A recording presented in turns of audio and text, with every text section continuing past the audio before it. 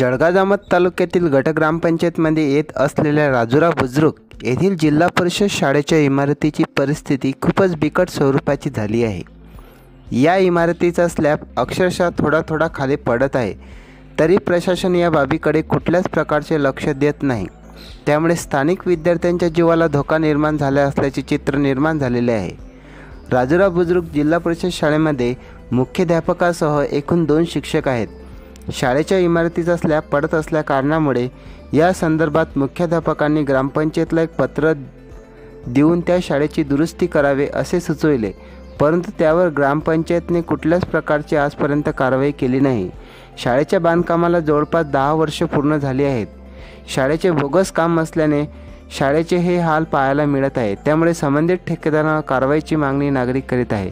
जळगाव उन्नतीकरता शमीम बाप्पू देशमुख, जळगाव जामोद।